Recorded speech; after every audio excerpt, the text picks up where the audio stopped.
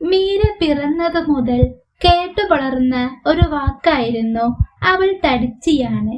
അവളുടെ അമ്മയും അച്ഛനും ഒഴികെ മറ്റുള്ള കുടുംബാംഗങ്ങളും അയൽക്കാരും കൂട്ടുകാരും എപ്പോഴും മീരയെ തടിയുടെ പേരും പറഞ്ഞ് കളിയാക്കുന്നത് പതിവായിരുന്നു. എന്നാൽ മീര അതൊന്നും കാര്യമാക്കാതെ മുന്നോട്ടു പോയി. അവൾക്ക് മനസ്സിന്റെ സൗന്ദര്യമാണ് എല്ലാം. അങ്ങനെ മീര വളർന്ന് വിവാഹപ്രായമെത്തിയ പെണ്ണായി.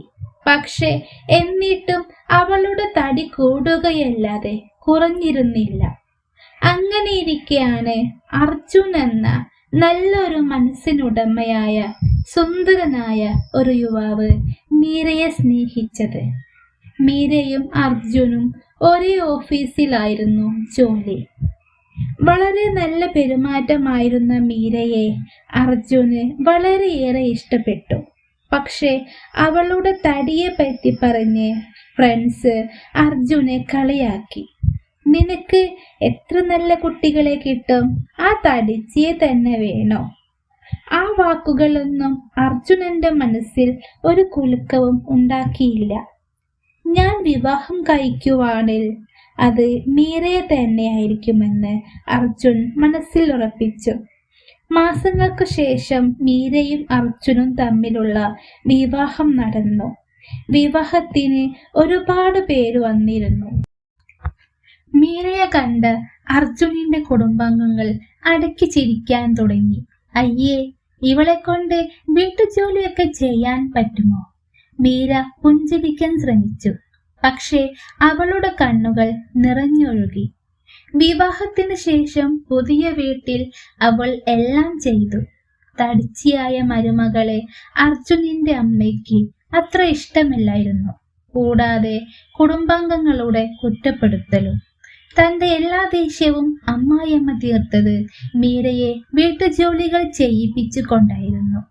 ഒരു ദിവസം ബന്ധുക്കളെല്ലാം വീട്ടിൽ വന്നപ്പോൾ അതിൽ ഒരാൾ പറഞ്ഞു, മീര, കുറച്ച് ഡയറ്റ് ചെയ്യ്, എന്നാലേ നിനക്ക് അർജുനനൊപ്പം നിൽക്കാൻ പറ്റൂ. അല്ലെങ്കിൽ നിനക്കൊപ്പം പുറത്തിറങ്ങാൻ അവന് ലജ്ജയുണ്ടാവും. മീരയ്ക്ക് കണ്ണീരടക്കാനായില്ല. അവൾ കരഞ്ഞുകൊണ്ട് റൂമിലേക്ക് ഓടി. അന്ന് രാത്രി അർജുൻ മീരയെ ചേർത്ത് പിടിച്ചുകൊണ്ട്, മീരെ, ഈ ലോകം കാണുന്നത് പുറഭാഗമാണ്, ഞാൻ കാണുന്നത് നിന്റെ മനസ്സാണ്. ലോകത്തിലെ ഏറ്റവും മനോഹരമായത്. പറയുന്നവർ പറയട്ടെ, പക്ഷേ എനിക്ക് നിന്നിൽ ഒരു കുറവും തോന്നിയിട്ടില്ല. അർജുൻ, നിനക്ക് ലജ്ജ തോന്നുന്നില്ലേ? ഇല്ല, നിന്റെ കൈ പിടിച്ച് നടക്കുമ്പോൾ ഞാൻ അഭിമാനിക്കുന്നു. മീര ആ വാക്കുകൾ ഹൃദയത്തിൽ സൂക്ഷിച്ചു. പിന്നീട് അവൾ തീരുമാനിച്ചു, മറ്റുള്ളവർക്ക് മറുപടി പറയേണ്ടത് വാക്കുകൾ കൊണ്ടല്ല, ആത്മവിശ്വാസം കൊണ്ട്. അവൾ സ്വന്തം ജീവിതം മാറ്റി. താൻ ഇഷ്ടപ്പെടുന്ന ജോലിയിൽ മുഴുകി. മാത്രമല്ല, തടിയുള്ള പെൺകുട്ടികൾക്ക് ആത്മവിശ്വാസം പകർന്നുകൊണ്ട് ഒരു യൂട്യൂബ് ചാനൽ ആരംഭിച്ചു. മാസങ്ങൾക്കിപ്പുറം അവളുടെ ചാനലിനെ ലക്ഷക്കണക്കിന് ആളുകൾ സപ്പോർട്ട് ചെയ്തു. അതുകണ്ട് അമ്മായിയമ്മ പോലും വിസ്മയപ്പെട്ടു. ഇത്രയും ആളുകൾ മീരയെ സ്നേഹിക്കുന്നു, പക്ഷേ താൻ മാത്രം അവളുടെ തടിയെ നോക്കിയത്. അവളുടെ നല്ല മനസ്സ് കാണാൻ ശ്രമിച്ചില്ല. അവർക്ക് ഉള്ളിൽ ഒരു കുറ്റബോധം തോന്നി. അവർ മീരയുടെ കൈ പിടിച്ചു.